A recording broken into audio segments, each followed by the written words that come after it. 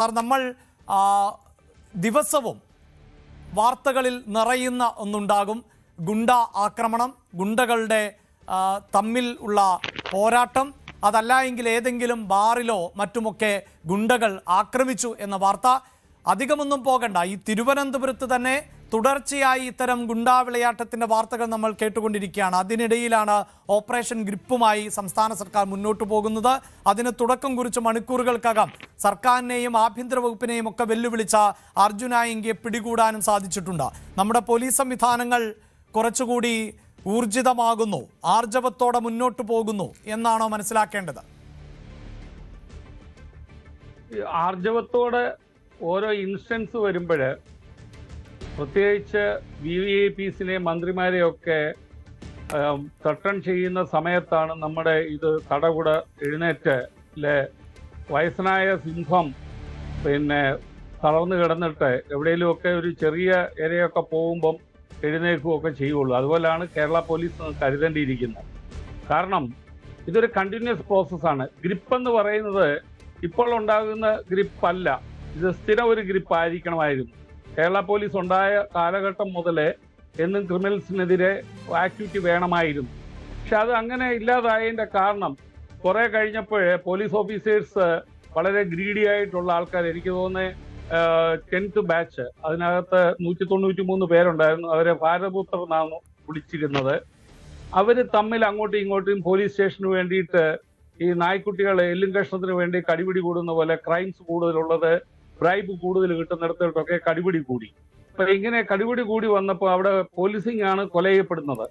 അപ്പൊ ഇവരുടെ ഈ വെൽത്തിനുള്ള ഗ്രീഡാണ് പ്രശ്നം. അപ്പൊ അതിന് നമ്മുടെ പൊളിറ്റിക്കൽ ലീഡർഷിപ്പ് കൂട്ടുനിന്നു.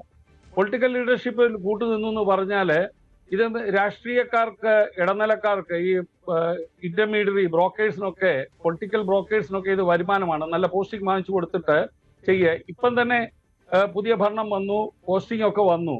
ഈ പോസ്റ്റിംഗ് വന്നപ്പോൾ കുറച്ചൊക്കെ അവർക്ക് ഫേവേർഡ് ആയിട്ടുള്ള ആൾക്കാർക്ക് കൊടുക്കെങ്കിലും ഇതിനകത്തൊരു തനി പ്രൊഫഷണലിസം വന്നിട്ടില്ല. 3/2017 പറഞ്ഞിട്ടുണ്ട് ഒരാൾക്ക് 3 വർഷത്തിൽ കൂടുതൽ കൊടുക്കാൻ പാടില്ല. മാത്രമല്ല, KT തോമസ് കമ്മീഷൻ റിപ്പോർട്ടിനകത്ത് പറഞ്ഞു എല്ലാവർക്കും മാറ്റി മാറ്റി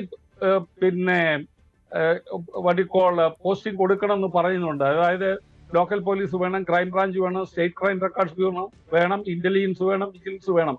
ഇതല്ല, നമ്മൾ ചിലർ നോക്കുമ്പം അവരിങ്ങനെ ലോക്കൽ പോലീസ് സ്റ്റേഷനിൽ തന്നെ ജോലി ചെയ്ത് രാജ്യത്തിന് വേണ്ടി അങ്ങ് സ്വയം സമർപ്പിക്കുവാണ്. അപ്പൊ അവര് സർവീസിൽ കയറിയപ്പോൾ ഉള്ള അവരുടെ വെൽത്തും ഇപ്പോഴത്തെ വെൽത്തും കൂടെ നോക്കിക്കഴിഞ്ഞാലാണ് ഈ പൊതുസേവനത്തിന്റെ ഉദ്ദേശ ലക്ഷ്യം എന്താണെന്ന്. ഞാൻ 26 വർഷം ലോ ആൻഡ് ഓർഡറിൽ നിന്ന് മാറിയെന്നാണ്. ഇടയ്ക്ക് ഒരു ചെറിയ പീരീഡിൽ എന്നെ നിർബന്ധിച്ച് ട്രിവാൻഡ്രം സിറ്റി ഡെപ്യൂട്ടി പോലീസ് കമ്മീഷണറായിട്ട് നമ്മുടെ ബാർക്കോഴ കേസ് വന്നപ്പം പോസ്റ്റ് ചെയ്തു. ഞാൻ അതിനും തയ്യാറല്ലായിരുന്നു. കാരണം ലോ ആൻഡ് ഓർഡറിലൊക്കെ പോയിരിക്കുക എന്ന് പറഞ്ഞാല് ക്രിമിനൽസ് ഇൻ യൂണിഫോം, അത് 11/7/2012 ഹൈക്കോടതി തന്നെ പറഞ്ഞാണ് പോലീസ് ഫോഴ്സ് ക്യാൻ ഇൽ afford criminals in the ranks എന്ന് പറഞ്ഞിട്ടുണ്ട്. കോട്ടത്തിൽ രാധാകൃഷ്ണൻ സാറിന്റെയും ചേർന്നുള്ള ഒരു ഡിവിഷൻ ബെഞ്ചായിരുന്നു. ഇതെല്ലാം ഒരു റിയാലിറ്റിയാണ്. പിന്നെ അതുപോലെ തന്നെ നമ്മുടെ കോറ കമ്മിറ്റി റിപ്പോർട്ടിനകത്ത് പറഞ്ഞിട്ടുണ്ട് police criminal and politician Nexus. ഇതൊന്നും ആരും മാറ്റാൻ നോക്കുന്നില്ല.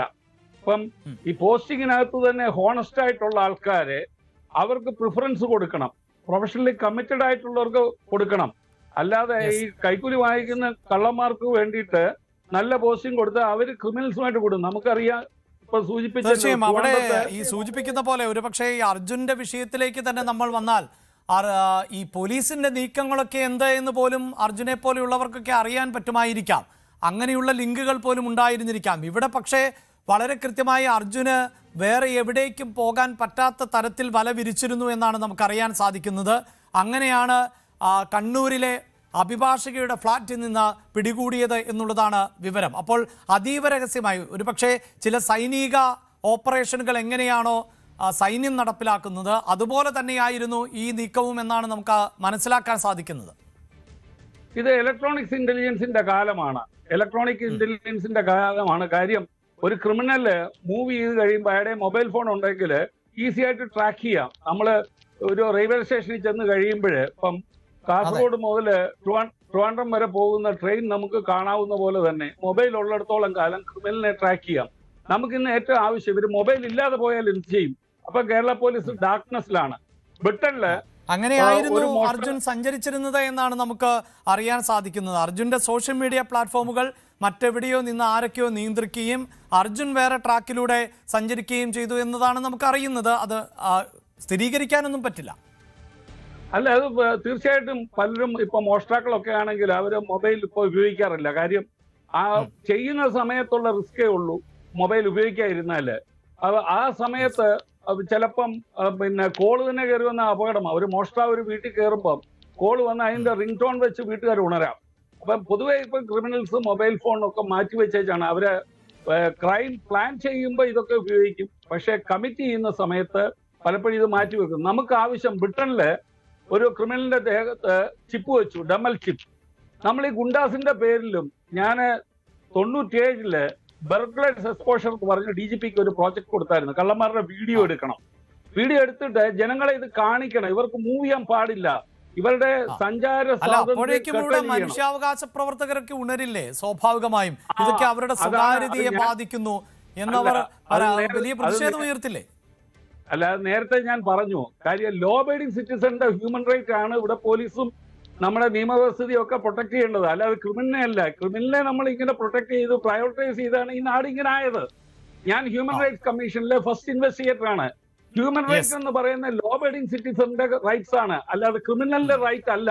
ക്രിമിനലിന്റെ റൈറ്റ് എപ്പോഴും ലോ അബൈഡിങ് സിറ്റിസന്റെ ഐഡിയൽ സിറ്റിസന്റെ റൈറ്റിനെക്കാട്ടിലും ഇൻഫീരിയർ ആണെന്ന് മനസ്സിലാക്കാൻ ഉത്തരവാദിത്തപ്പെട്ട കസേരയിൽ ഇരുന്നവർക്ക് ബോധവും വെളിവും തെളിവും വേണം. ഇത് ഇല്ലെങ്കിൽ ഈ ഞാൻ താങ്കളിലേക്ക് വളരെ പെട്ടെന്ന് വരാൻ. കൂടുതൽ വാർത്തകൾക്ക് News 18 Keralam YouTube channel subscribe ചെയ്യുക.